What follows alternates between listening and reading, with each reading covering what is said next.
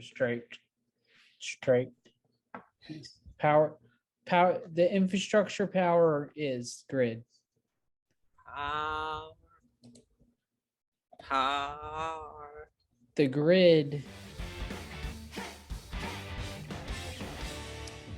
Hi, and welcome to the Johnny Random Show. Today's topic is energy and infrastructure. The first thing, recently, if you're watching this in 2022, Joe Biden has introduced a plan, an infrastructure package that is very, very watered down from what it originally was. And it is not good, in my opinion, as far as like what's actually in it.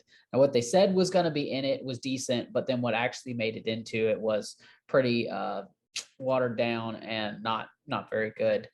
I know Trump had a plan or infrastructure week, I think all 4 years of his presidency, and each time he never passed anything or actually proposed anything. So it was a lot of talk and it never actually came through. And so far, Joe Biden is the same thing. It's a lot of talk and there's really nothing to show for it so far. So yeah, Matt, do you have any thoughts on this infrastructure package? I know it isn't talked about much right now, just with everything going on with Ukraine and in the world in general, and COVID was kind of overshadowing even when it was going on. But I know when Joe Biden started originally, he was trying to be very FDR-like. At least that was what he said, was trying to get some things done in that respect. But if you know anything about the infrastructure package, you can comment on that. But also you can go into larger than that. Do you think that we're at the point where we need governments to step in and upgrade some of this infrastructure? But I know it's a lot. Well, when FDR came into power, there was a tremendous amount of pressure to do a couple of things. One thing was that there was a lot of unemployment, and that was due to the Great Depression. So he was trying to solve the unemployment crisis. And that really was the driving factor. There was a lot of labor and it really wasn't that expensive. So when he pushed out the infrastructure that he did with that, and then again, at the end of World War II, when we had all those soldiers coming home, there was a tremendous amount of labor that was available. So it was a perfect time to really kick in that infrastructure. And that's when you had the highway system really getting tremendously modernized and upgraded. So there was a lot of available labor. Can I translate that real quick? So basically, you're saying there was an appetite for it, and there was the season was ripe, so to speak. There was people and labor, and so that's why it happened. And when FDR did it, and also after the Great Depression, after World War II is when these infrastructure, obviously Eisenhower sanctioned the highway system. Is that what you're saying?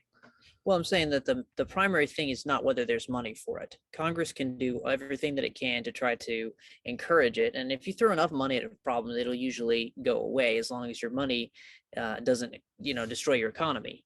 But my point is that it's going to take a lot more money because there's not a lot of labor to throw at it. Oh, I see. Okay. Yeah. Right now, we're actually in the opposite situation. So we have a ton of people who have so many possibilities for work right now. And that's just talking of the ones who've come in legally. The illegal aliens are also in no shortage of ability to find work. So there's not a lot of people really looking for that particular fix. So I think it's a little bit less, it's just an apples and oranges type of situation between what FDR did and what Biden could conceivably do. Aside from that, I also have to recall that the president is not responsible for passing any legislation. His influence not actually direct power. That's the beautiful thing about our system. So I would lay any blame for this situation upon the Congress for under both presidents. Our Congress is definitely fractured, and there's a lot of how shall I put this, corruption that is really handicapping our ability to do anything, because we're just trying not to allow terribly corrupt people to stay in office right now. Like our entire focus is trying to get corruption out of office, and it's sidetracking any ability to get things done. Not that it's bad. As a matter of fact, I think that does need to be the priority, but it shouldn't have to be. And that's the reason that we have so much of a problem with this infrastructure. But infrastructure is also much broader than it used to be. Infrastructure used to be roads and rails and bridges and telephone lines. And now we also have internet, and the internet itself is just so broad. Like you've also got the carriers that then do it, the cell phone towers, the satellite communications. Satellites. Yep.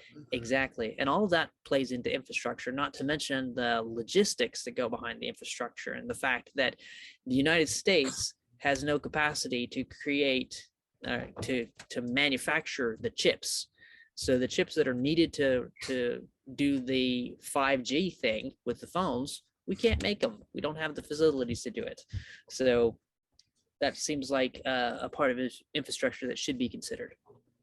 Now, to that, in the State of the Union speech that Biden gave back last month, now maybe 2 months ago, February of this year, he mentioned that they're going to put money towards making a chip facility in Ohio. And so he's allocated a lot of funds to that. And I know that making that facility and making that technology is something that is such a costly thing. Yeah. That not a lot of private companies are willing to take that burden on. And so it leaves sort of like, this needs to be done. We need to sort of be more independent when it comes to these chips, and our tech industry and our car industry, manufacturing industry. So a lot of these chips are used in our cars and our computers are all made in China. And with China being shut down one day and then open the next day with lockdowns and whatever, and then barges getting caught in the Suez Canal, and then 40 of them sitting off the coast, and the supply chain disaster fiasco we've had for over a year now. I think it's been so apparent that this needs to be done. And so do you think that that's a good thing, or do you support that? I guess what I'm asking. Yeah, I would say I do. So the initial infrastructure for a lot of different things has been set up by the government, from the telephone lines to many of the train lines and things like that. However, I will say that generally speaking, well-regulated, and I'm not saying completely free market, but well-regulated in ways that it should, because the government has things that it should regulate and things that it shouldn't. But a well-regulated free market would actually generally do things better with lower costs, because they have to figure out a way to do it. But you have to have the initial investment made in order for that to work, because there are a lot of things that need to happen, that the initial investment is so huge that nobody would take it on. But if they could have a piece of the pie when the government splits it up later, then it would work. So I think privatization would possibly work, as long as you can guarantee that monopolies don't continue or don't happen from it, because that was really when you get a monopoly, that everything that free market gives you as far as competition, the second you get a monopoly, is out the window. Yeah. Unfortunately, government is also a monopoly, but it has a very weak partner in the public that can sometimes cause things to happen. Well, it's a monopoly that in theory you can vote out of office if you don't like the direction that the monopoly is going. And I understand with incumbency and the money in politics, and the forces aren't there, which is something that we constantly need to work on reforming for sure. But one thing you said that I wanted to address when you said, excuse me, excuse me.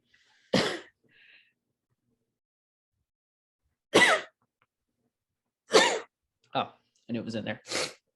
Yeah, one thing I wanted to address when you were saying about monopoly power, and but the government needing to step in and do that. I think that on the conservative side, there's a tendency to just like, no, no, no, limited government, limited government, limited government. Um, the government, the private sector can do it better. Well, if the private sector can do it better, why haven't they built chips here? The fact of the matter is, the private sector is the reason we have our chips coming from China, and the private sector is the reason why we are, getting our cars from overseas. China is, I mean, the free market is the reason why we've outsourced a lot of things. It's because it's cheaper over there. So that's the free market, thing. So And that's it's kind the of true. specialization of power. If they're better at doing something, not specialization of power, division of labor thing, they're better at doing it, then they can do it. And we do the things that we're good at.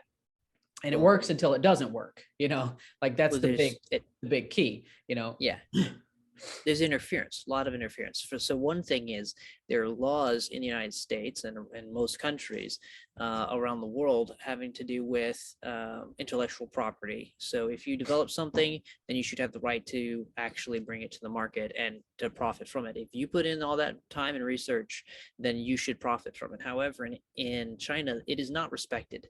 They have no respect for international laws. So they have an advantage by doing that.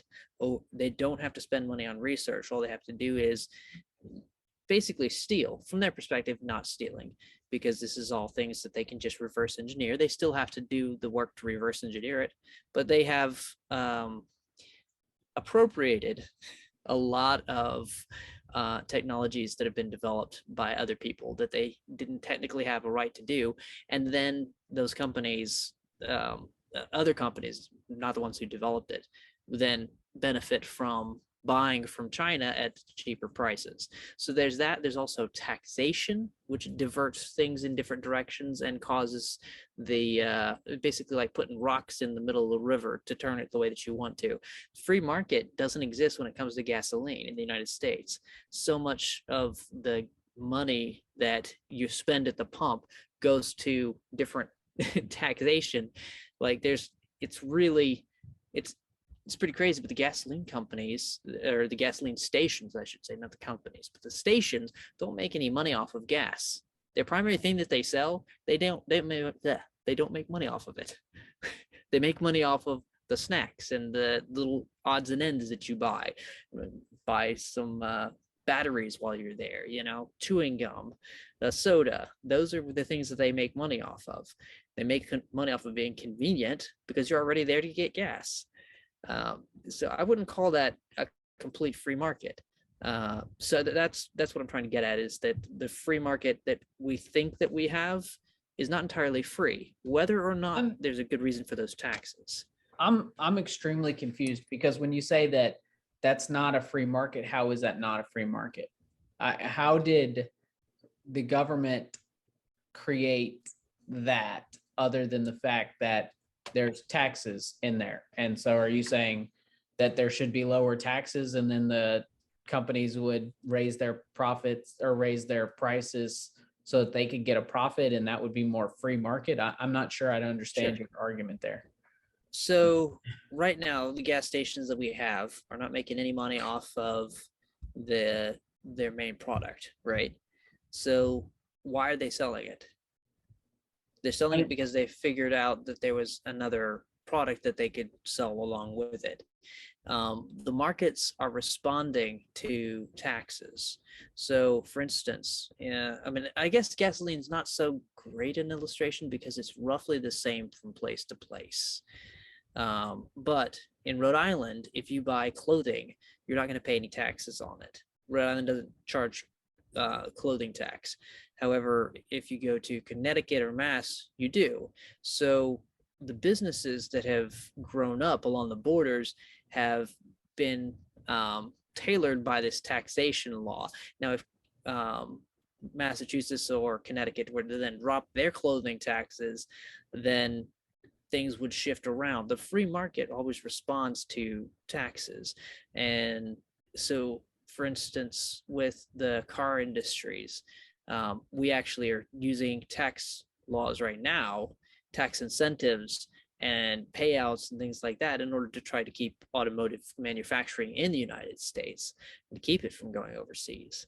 So, but why did I don't I'm sorry, I'm just like not following, because like to me, what you're saying is like you're looking at the situation today, and then but you're not rolling it back. How did it get there? Why did they go overseas? If it wasn't for cheaper labor, if it wasn't for these free market factors, if we did have tariffs, so it made it more expensive to go overseas, they would just do it here. They would innovate and find a way to do it cheaper.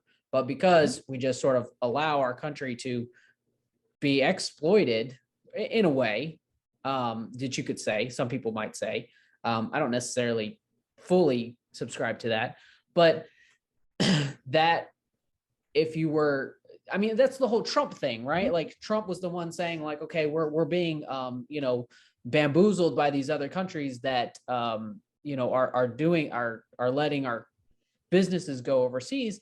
And so we need to stop doing that. The NAFTA, the free trade agreement, all these different things it needs to be changed, and incentives change the structure there.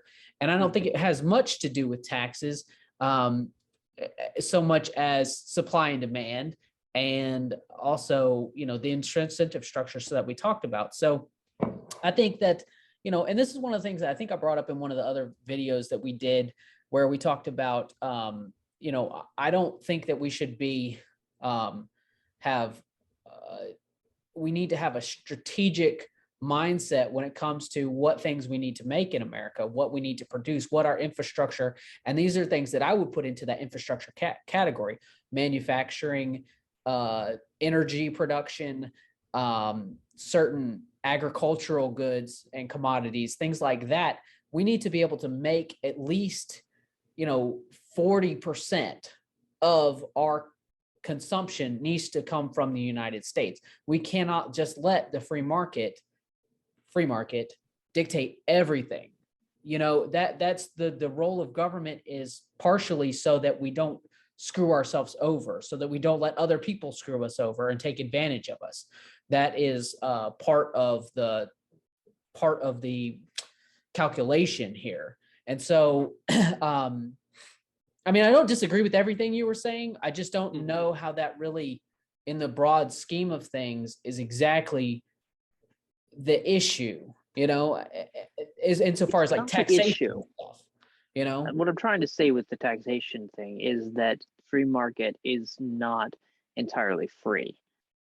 There's not a place where everything is completely governed by free market principles. Everything is governed by taxes. Everything is governed by forces that are outside of the free market, primarily from government, whether it be through regulations or taxations.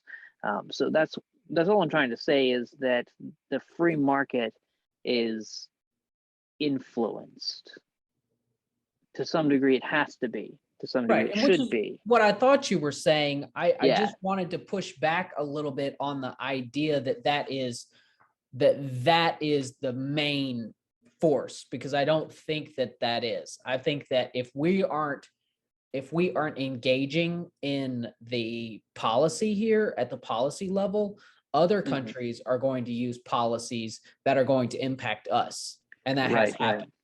And so when and we'll talk about it a little bit more on the globalization, whether that's good or bad, or what degree that's good or bad. And this episode, we're going to try to stay a little bit more on infrastructure. And so another thing that falls in that infrastructure is obviously power. And I just curious what your take is. We probably have pretty similar views on this, as far as like what's the best, cleanest and option for the future, and what we should be moving towards. And I just wonder how, which would be nuclear, in my opinion. And I just wonder what your opinion on nuclear, if you think that's feasible, and if that were to happen, what would it take to make that happen? Okay, so I would say that it's a combination. So right now, what we've been doing is we've been trying to go to wind and what was the other? Oh, just wind and solar, I think, pretty much. There's some talk of using waves, but that causes ecological damage to the oceans if you siphon the power from the waves. So you don't really want to do that.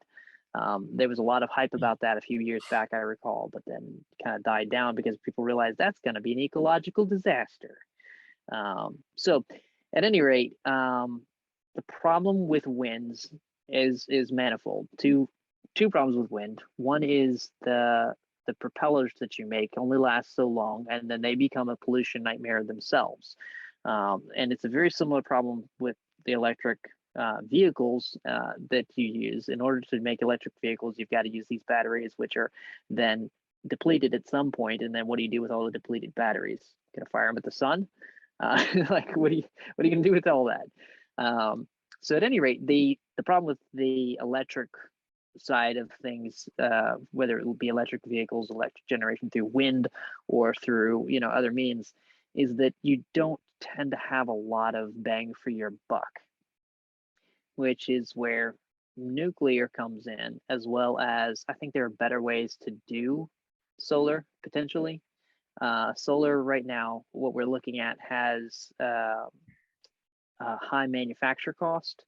And you're going to have to cover a lot of area with it.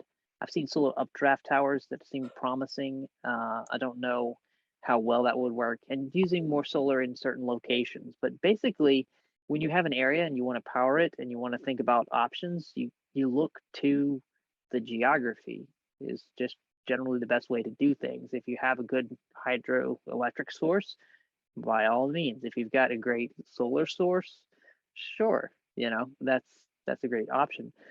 But overall, I think generally speaking,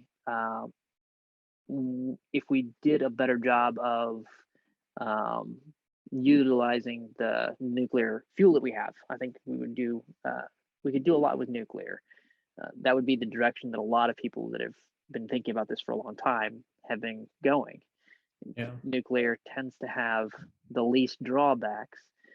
It creates the least pollution, and I'm worried more about the pollution as far as health hazard to humans and animals than I am worried about the global warming. But if you're worried about global warming, you should be interested in nuclear energy. So Yeah. the whole idea that you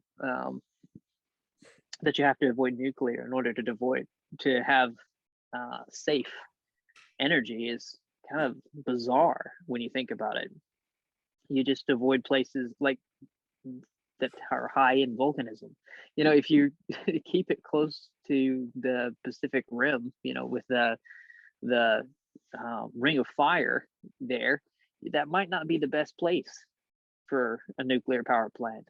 Or maybe just move it a little further inland if you're going to consider tsunamis. It is nice to have that water from the ocean to cool your reactor plant. Sure, that's a great, but it's not worth the risk of meltdown from a tsunami. So there's some lessons to be learned from Fukushima, but that doesn't mean that nuclear energy is a terrible idea. There were lessons to be learned from Chernobyl that also didn't make it a bad idea. Chernobyl was a colossal failure of all precautions Yeah. And the due to a lot of technology has corruption.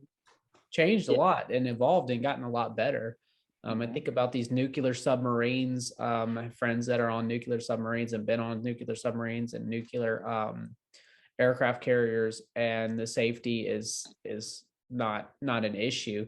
And I think that's most Mm-hmm. people's concern is the safety and the cost. And we're talking about cost. Someone made a case recently that if you build one of anything, it's going to cost you a lot.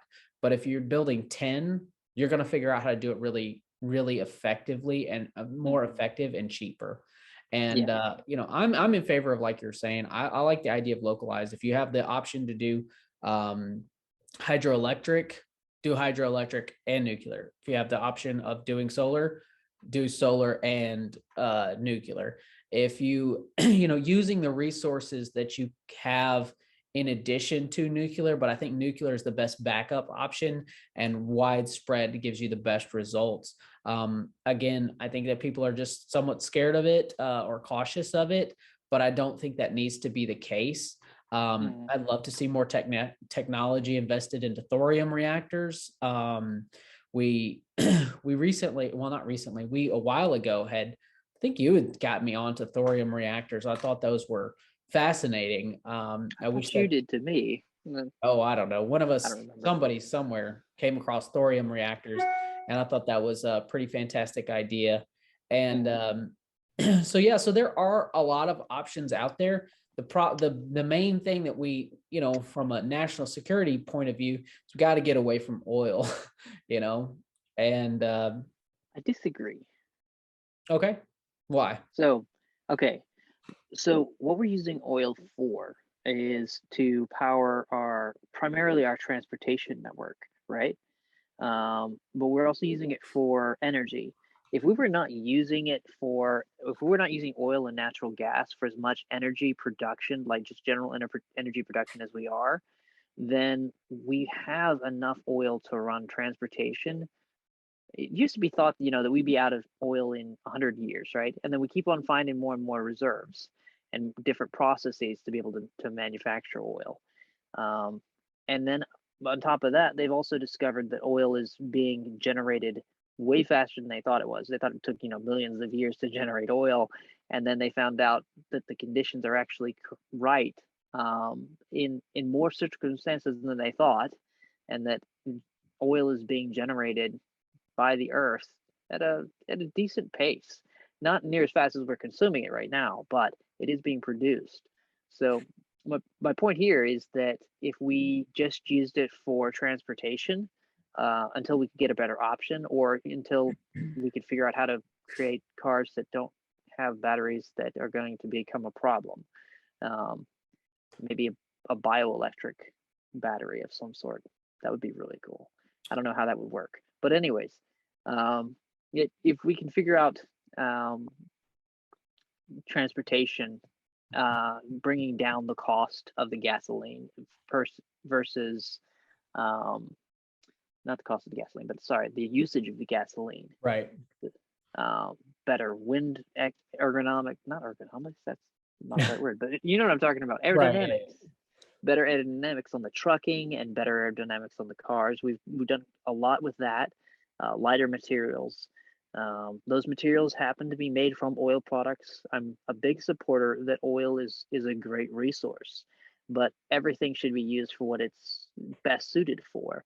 And as long as we're using oil and coal and things like that to power our energy production needs, then it's not being utilized well for other things. So that's my point. Yeah, no, I'm not saying get away from it as in like completely disregard, but I think that if you bring nuclear and the amount of nuclear energy and other sources, if nuclear gave you 40% and solar, wind, hydroelectric, all other gave you another 20%, and then you were able to just use 40% of oil, then you manufactured 20% or of that 40% or energy use, we manufacture 20% or 50% of that here in the US because it's a lower volume needed and we're able to use that much and produce that much ourselves. Then our dependency on other actors in the world becomes a lot less. So you're talking about having a diverse portfolio of energy products there. And I think that we need to lower that way down on what we need to be dependent on oil. And then the amount of oil that we do need, we need to manufacture a certain percentage of that here in the United States. That's my sort of larger opinion on all of that. Yeah, I would agree with that. Yeah, I was like going to say, it doesn't sound like you disagreed on any of that. So I just think that the plausibility of any of that happening, there's really just not many people talking about it. And that's the frustrating part. I think that's why we're talking about it. Yeah, I think, I think that's the frustrating part for a lot of people is it's not being talked about. I'm glad that we get the opportunity to talk about it here. So let's go back to roads and bridges and infrastructure, that side real fast. So kind of on my soapbox, where I like to attack both sides, or pick on both sides. I don't think that we need these infrastructure packages that have, a ridiculous amount of pork, as they call it, in the, policy world. But I do think that manufacturing chips, that is something that is should be in a package, a infrastructure package. I think that the energy, like I said, coming up with some outline of what the ideal portfolio or diversification of energy usage should look like. And then rails. Do you think that we should have rails in the United States? It's something I've been thinking about recently, and I know they did the high-speed rails in China not recently, but over the last decade, I believe.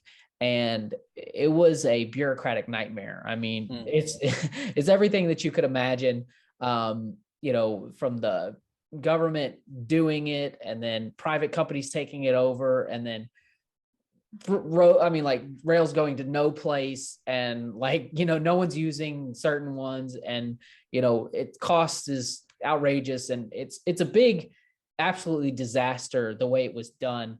And it was just pushed through and crammed down everyone's throat as like a, yay, we're the going to have the leading rail system in the whole world, and it ended up turning out fairly horrible. So I don't want that, but I'm just wondering if you have any opinion on that, or what you might think is be a good idea. I don't remember who to credit this for, but I did see a video that was talking about that, and he had some great points. If you go to Europe, the cities are all relatively close together, and you can create railway systems that go across Europe to connect those major cities. The density in Europe is, generally speaking, much more conducive to rail systems. Across England, same situation. In the United States, definitely for cargo, it makes sense to go long distance like that, but the Amtrak has struggled. Many of those other passenger rails have struggled to have enough passengers.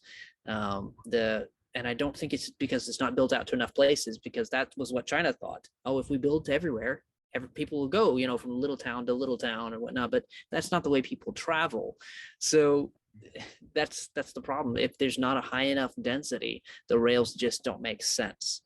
So there are places where it does make sense that it's not being used.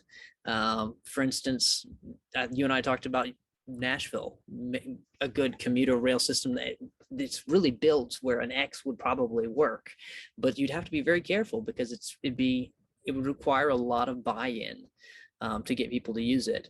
It could go sideways real easily.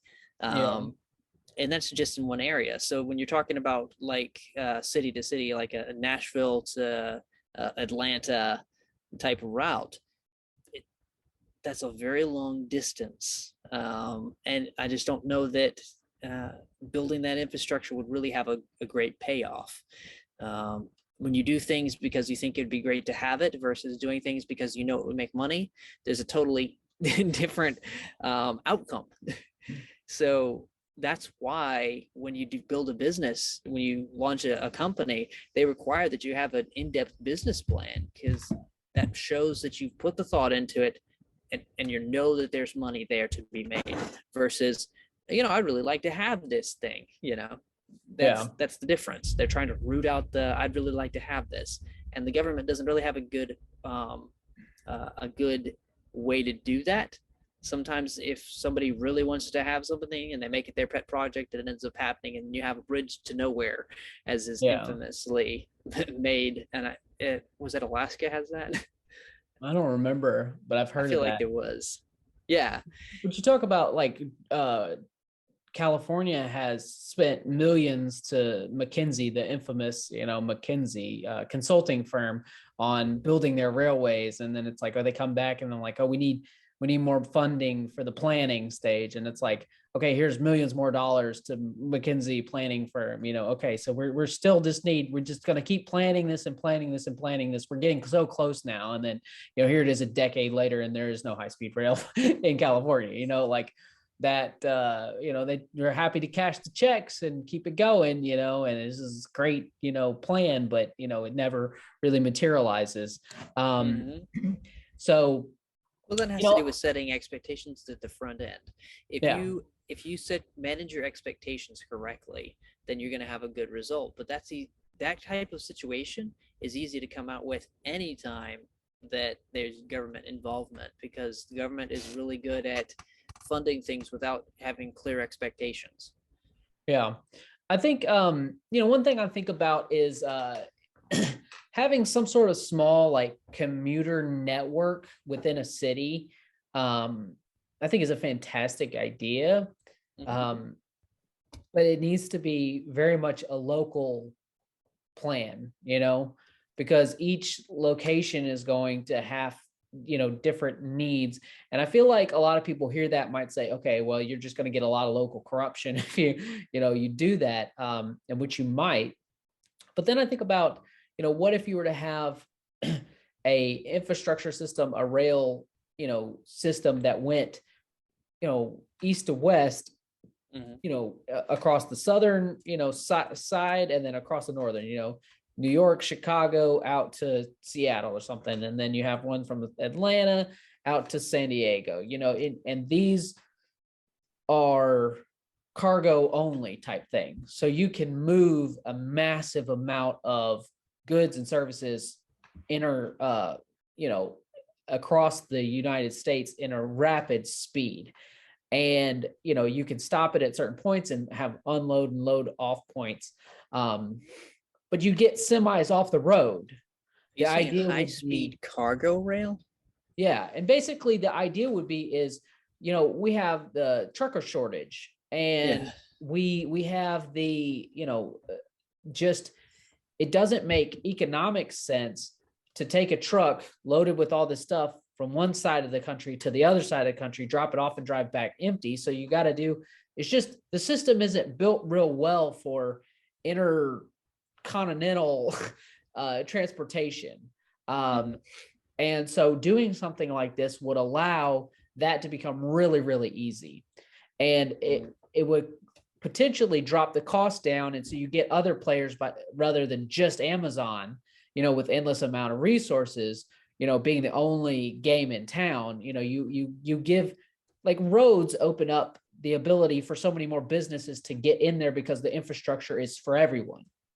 Whereas this would give everyone the opportunity to use that infrastructure at a cheap, way, so you can conduct business more easier, sort of it allows easier entry access for smaller players, which I think is always good.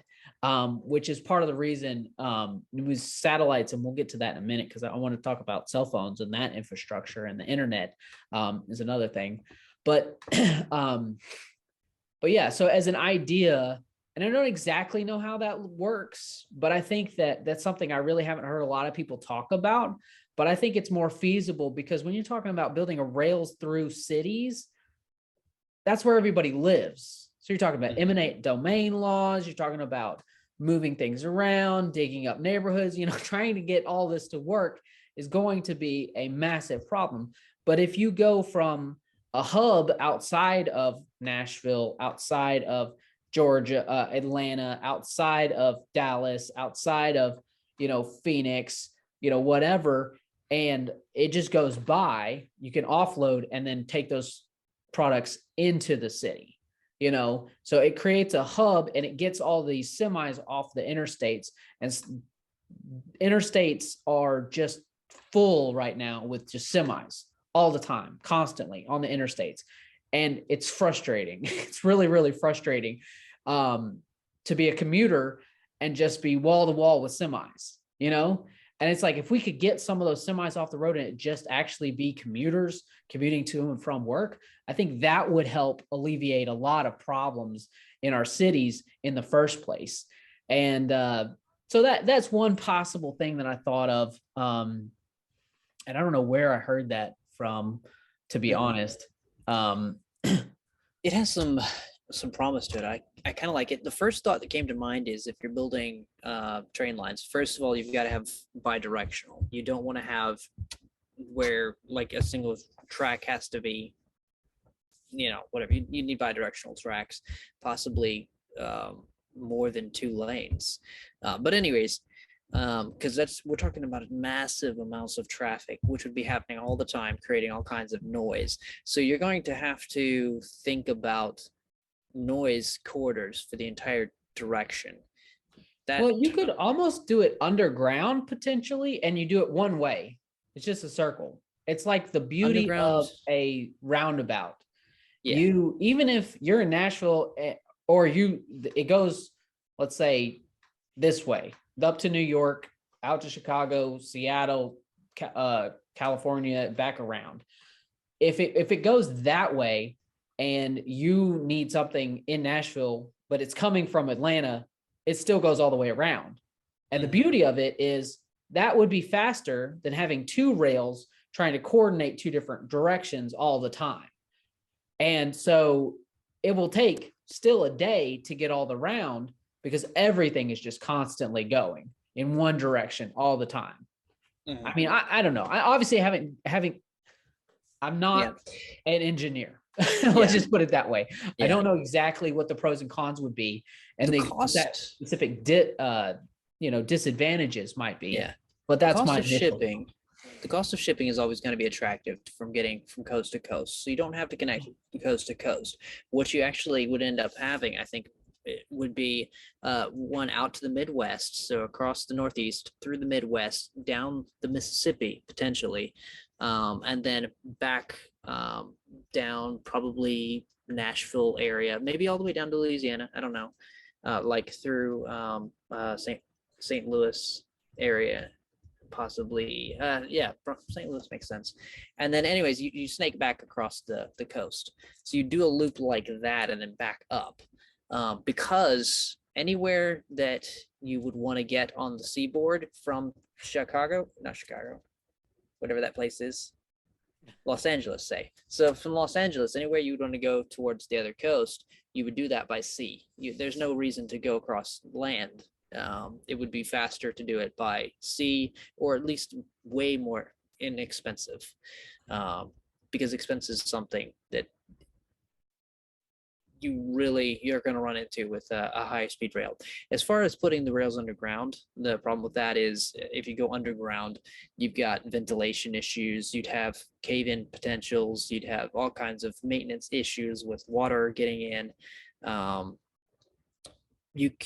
think you would probably do something like they do the sound baffling along the highway, and maybe with a little bit of an overlap like that, so that you've got a sound trap for the trains, because honestly that noise would be awful because it needs to be fairly continuous. But I mean, I don't know. I'm not highways being I'm just trying to think of creative solutions that would get us buy us another 70 to 100 years, and allow the infrastructure of America to work, and allow businesses the opportunity to thrive, and alleviate some of the points, which is like the trucker shortage. I don't think that's going away. People have talked about how that is a problem, and it's been a problem, and it's just going to continue to be a problem. I think when we talked about the healthcare episode, burnout with healthcare, I think that is going to continue to be a problem. And I think that until we structurally change a system and change a little of those incentives, I just think that there's structural problems everywhere in our society is really what this whole Johnny Random show is turning into. There's structural problems with the healthcare system. There's structural problems with education. And we had some solutions to that. There's structural problems with a lot of these things that we're talking about. So before we get too far off in the engineering world that I'm not an expert in, let's talk about satellites and internet. Again, this is something that, to me, I think that in a modern society to function, you have to have the free expression of speech, right? You need to have communication, and you need to have, for a democracy as huge and vast as ours and diverse as ours, you need to have a interconnected system of communication. And the internet allows for that. And I think so when you're talking about what will continue to make us thrive, I think that everyone needs to be able to get access to the internet. I think it's very important. There's rural communities that have just horrible internet connections, and there's places in this country where you don't have cell phone signal and things like that. And I think that that's a problem. And I think that we need to find some way to address that. And you can't just, this is another thing where it's like, well, let the free market do it. And it's like, well, is the free market going to build satellites, shoot them into space, control them, like, okay, yeah, I'm a small business owner and I'm going to make, Johnny Random's cell phone service, to compete against AT&T, I mean, like, that's just not feasible to do. I don't have the resources to do that. So in other words, opening up the ability for users, I don't know exactly how that will work, but I think that there needs to be some conversation about usage of satellites and usage of other things. And I know, was it Sprint and AT&T use the same towers or something? And so it's like, you're getting the same service. So really, what are you paying? What's the difference? Is just paying for the customer service, the experience, which is both horrendous, probably, like they're both just big monolithic, corporations. So I think that, The technology that runs on those towers is different. But anyways.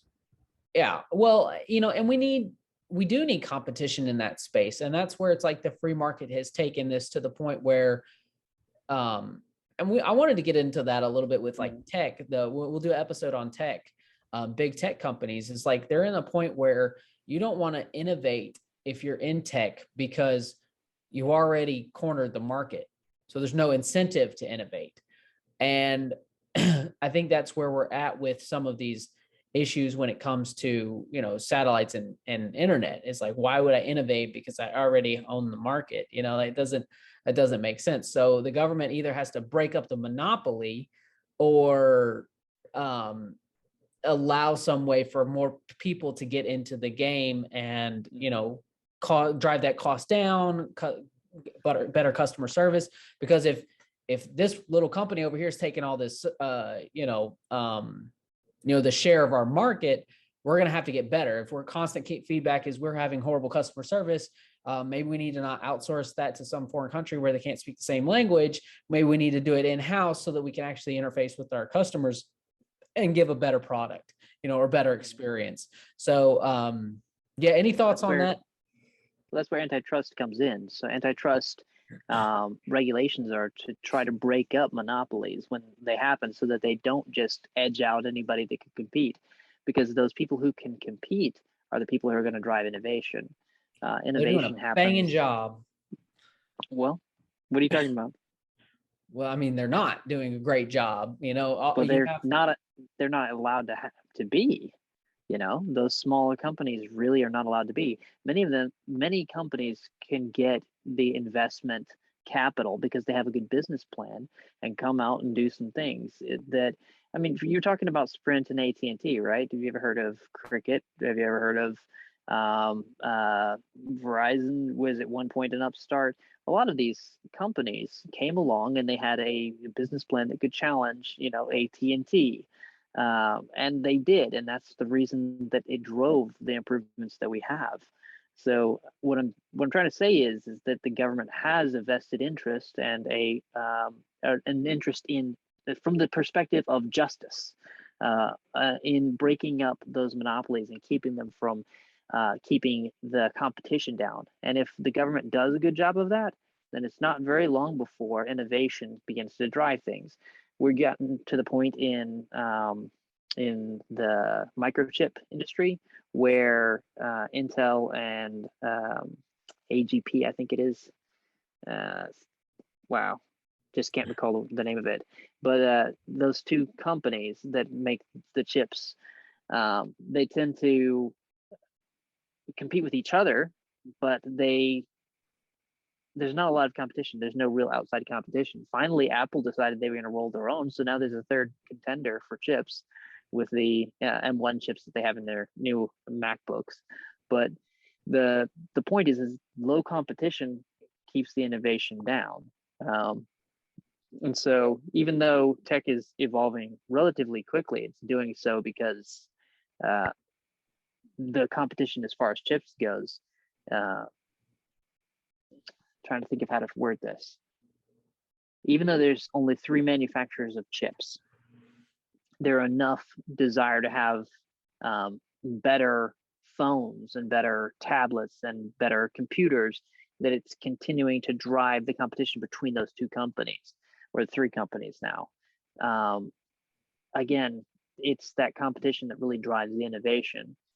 The government can't mandate innovation. It can only break up the monopolies that are hindering innovation.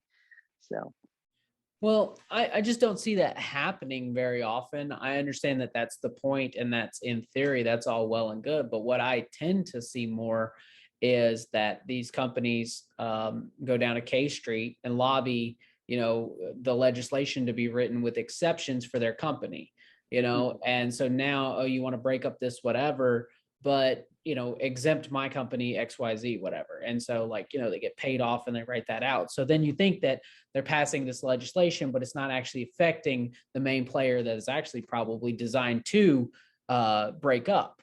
So you end up with a situation more often than not where this is where people talk about money and politics. And I think that this is where people need to actually be focusing their attention, the money that's corrupting politics and is actually corrupting the legislation being written, not the candidates running for election.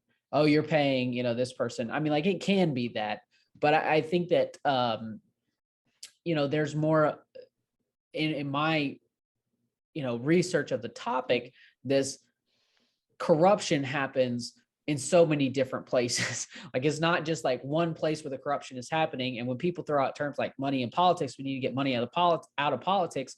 Both the left and the right agree to that. The left means usually, well,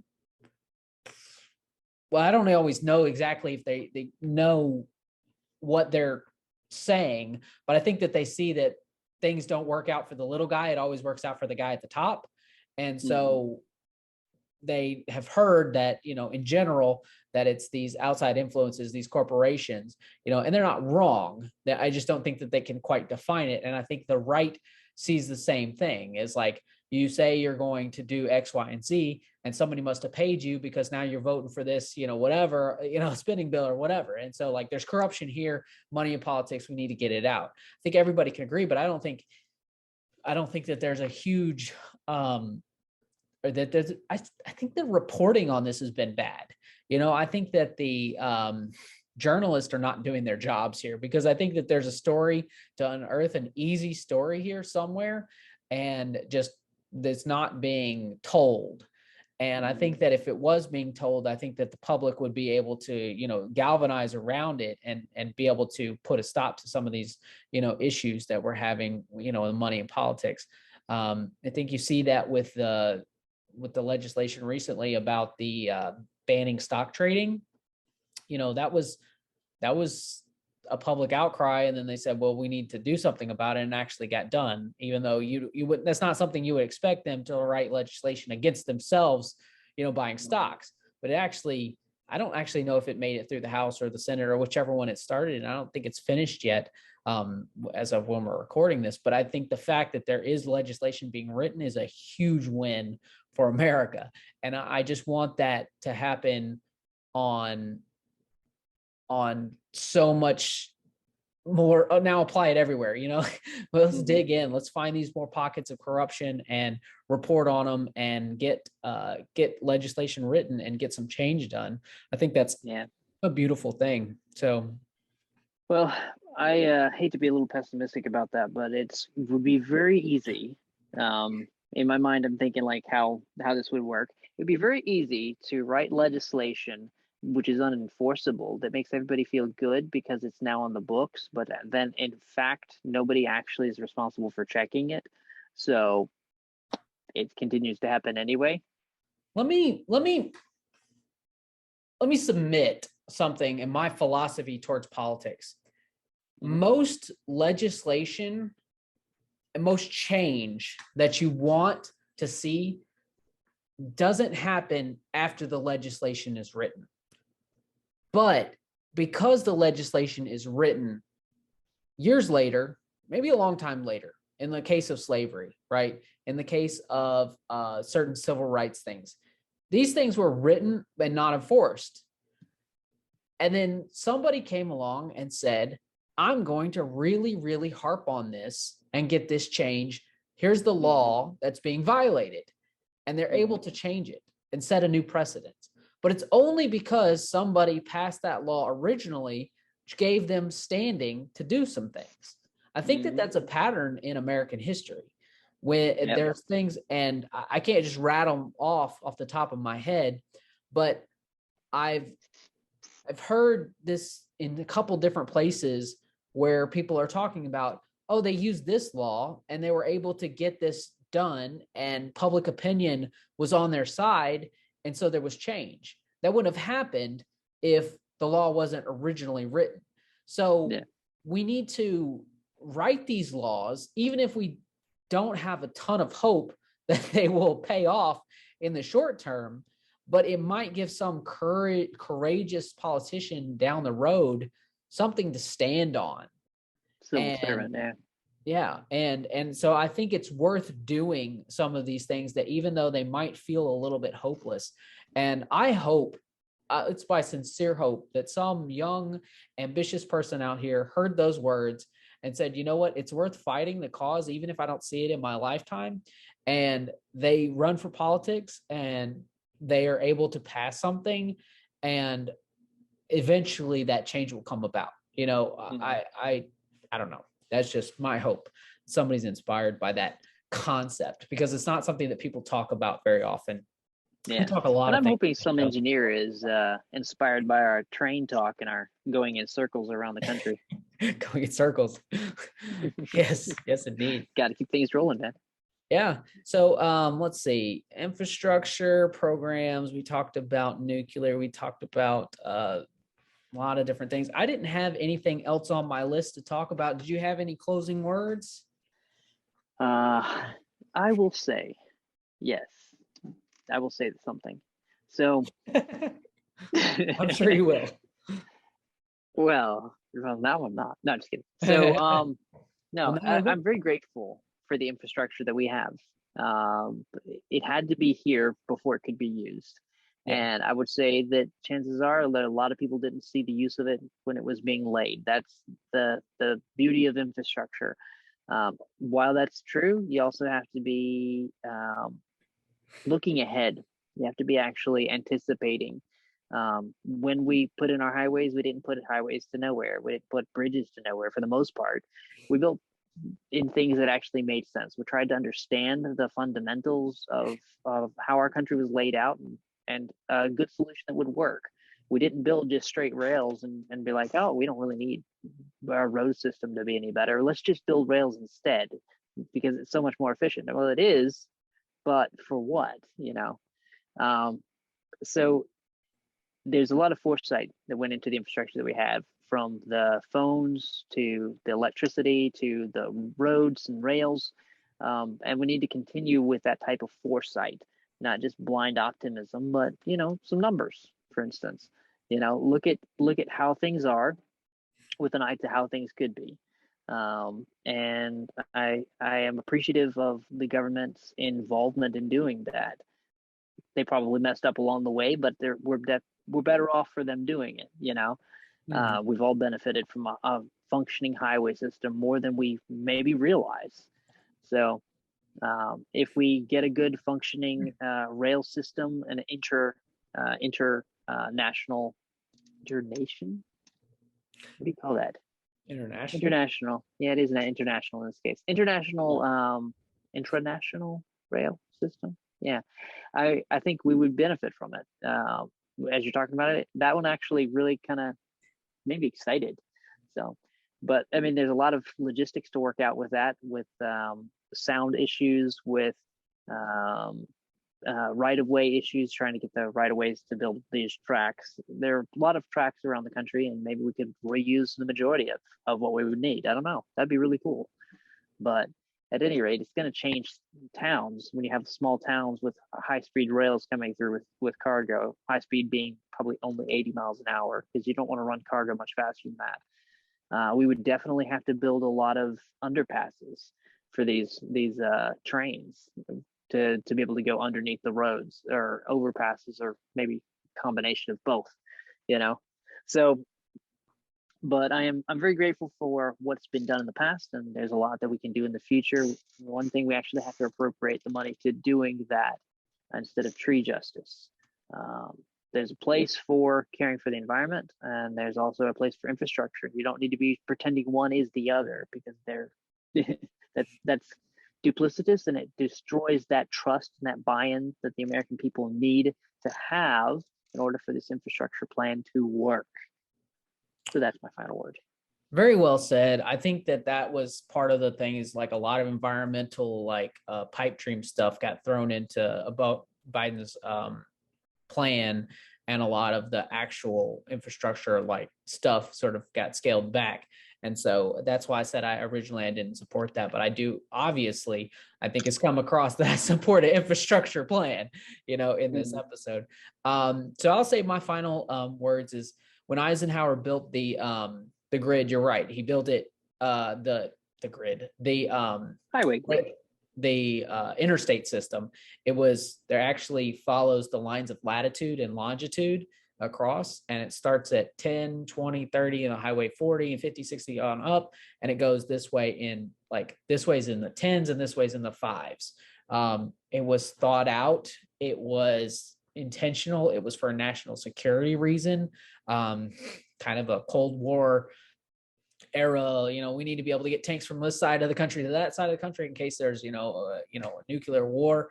I think we need to, in this age, apply a sense of urgency to this infrastructure and think about it in terms of national security. But I don't think that should just be a blanket to just write checks, and do stuff. I think it needs to be thought out. I think it needs to be well executed. I think there needs to be a lot of conversations about it, and it can't be roads and bridges to nowhere. The other thing that I will say about infrastructure, I think there's a lot of conservatives that say, well, how are we going to pay for it? How are we going to pay for it? Infrastructure is probably the spending that pays for itself. When you can move goods faster, you're going to have more transactions, more taxes, higher standards of living, more people able to move and do freely. Infrastructure is the one thing that probably pays for itself 10 times, 20 times over. Think about the interstates, think about roads, think about bridges, think about electricity, the fact that you have electricity in your house. If we could expand that to nuclear energy independence as a country, the ability to have internet access anywhere in the country, think about how much better the quality of life people will be able to enjoy, and therefore translate that into life, liberty, and the pursuit of happiness, but also citizenry that is